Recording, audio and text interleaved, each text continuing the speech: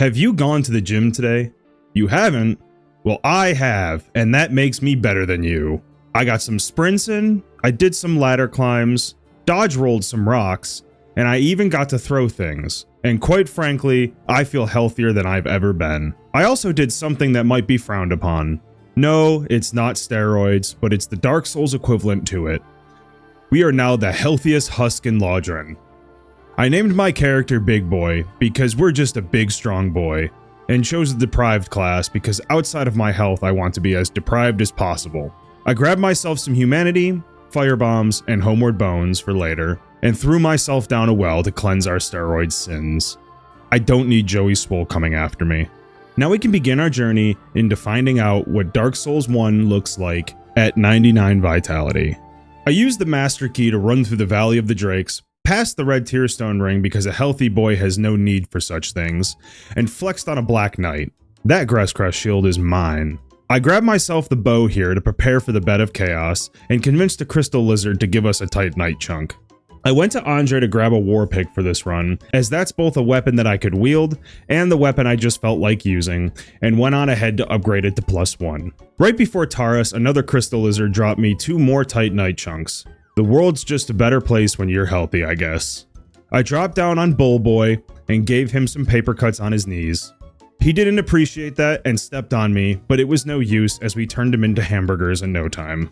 After grabbing the basement key and upgrading our war pick to +4, I interrupted a family gathering and stepped out on the roof to grab some fresh air. It was here that I got into an argument with the gargoyles. After calling his brother in for help, they pushed me to the absolute edge, but I recovered and earned the right to ring the first bell. I got to buy some bones from Oswald, pick up the most important gesture, and we could finally upgrade our war pick to +5. I said hi to Lautrec on the way downstairs and got a very warm welcome from the Spider Queen herself. We could only get off a few swings at a time with the war pick, which made this fight very slow. Not to mention the damage was less than ideal, but if you've seen my runs before, that's not surprising in the least. I just stayed in her pocket, kept swinging, and made sure not to get myself cornered, and eventually, hot stuff went up in smoke. Next, I robbed a poor fellow of his sister's clothes, and he got so mad he tripped over his own temper. I hit a clean lower on dead skip, and the residents of the town almost gave me my first death. With that being way too close of a call, I jumped right into Capra Demon's fight. His dogs tried their best, but all my health was just too much for them to overcome, and I was left alone with their master. The dogs put up more than a fight than he did. I went and got some charcoal pine resin from the kooky merchant, as I'm sure I won't forget to use that later, and headed lower to see just what was hiding in the sewer. The butcher and his dog made me trade the last of my Estus for a large ember, and I traveled on to kill the sorcerer and his rats.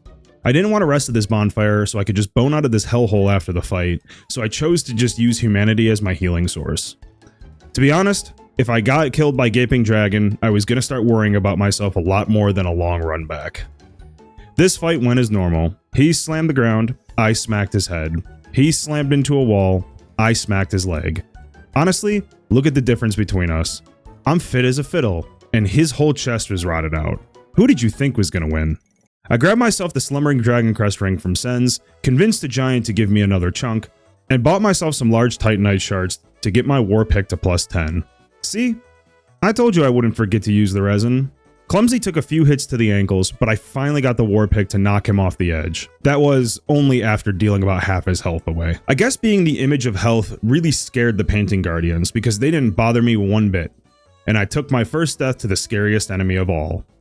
Gravity. I'm gonna be honest, I didn't know you could fall through that railing area. Making sure not to do that a second time, I made my way to see the Silver Archer. I couldn't convince him to walk off the ledge, but I did convince him to get fucked. The dynamic duo caused me a bit of grief, as the Warpick's range was causing all sorts of issues in this fight. After getting 2 hits in, they wouldn't give me another opening where I felt safe to swing with the Warpick. After a while, Smo finally decided to settle down and get off Ornstein's back, and I was able to get my hits in, only using 9 of my 10 Estus in the process. I chipped away at Big Smo's health any chance I got, and after a while 2 tons of fun over there collapsed. I grabbed another chunk over by the blacksmith and went on to place the Lord Vessel down. Now is the best time to get fully upgraded. I got abused by some ghosts, opened the seal, and grabbed myself the very large ember from New Londo. To get the last few upgrade materials, I killed 2 Black Knights and went over to the asylum to fight Reskin number 1. It was a pretty boring fight as I just bobbed and weaved between his attacks until he was dead, but it's okay because I'm sure we won't have to do that again. We grabbed our chunk and our doll, and it was time to start collecting the Lord Souls. While doing the very cool drop down to pinwheel that all skilled runners do, I may have made some miscalculations. I lit my war pick on fire and dropped in to see if pinwheel could even do enough damage to get through 99 vitality. He couldn't. But he did drop me the Mask of the Mother, which means even more HP for me. Totally scripted, I know. We traded our lantern for the fog ring, felt our way through the dark, and dropped in to see everyone's favorite pile of bones. There are a handful of weapons in Dark Souls 1 that if you hold the block button, it allows you to completely miss the hitbox of Nito's Gravelord dance. So that's just what I did. Held block and waited for him to come out of the corner he was hiding in. Outside of that, I just swung on him until he did his AoE attack and then repeated the process until he was dead. You know, again or whatever. Oh good, you again. Yeah, let's not give this guy any screen time. Sif, on the other hand, we can talk about. She gave me some fits, mostly due to the range attacks of the war pick. I mostly just had to wait to attack until I got under her. This just meant I had to bait out some of her charge attacks or her 3 attack combos. However, my health pool was still too large for even Kangaroo Jack, and we could begin the process of opening the DLC. Again, for the Hydra, the range caused me some issues, but again, what I lack in range is made up for by my massive health pool. Oh yeah, did I mention I now have the FAP ring on? Even more health for me. The trip to the Four Kings area was pretty easy, as I had completed most of New Londo already. Just a little drop down and I could enjoy a nice long boss fight in an arena that hurts my eyes more than the Lost Izalith. As you guys can guess, the damage was not nearly good enough to kill each king in the allotted amount of time, even after adding gold pine resin to the equation. Luckily for me, the kings let me fight one at a time for the most part, and if they decided to attack right after the other one died, I had the health to just brush it off. It took about 4¼ kings to beat this boss, which honestly isn't bad for a guy who leveled nothing but health. Demon Fire Sage pretty much went the same as Stray Demon did. Yeah, there's not a lot to say about this one besides for once I didn't let him kill me. Maybe leveling health does work. We worked our way downstairs to see Centipede, who quite frankly didn't want to come out of the lava to fight us.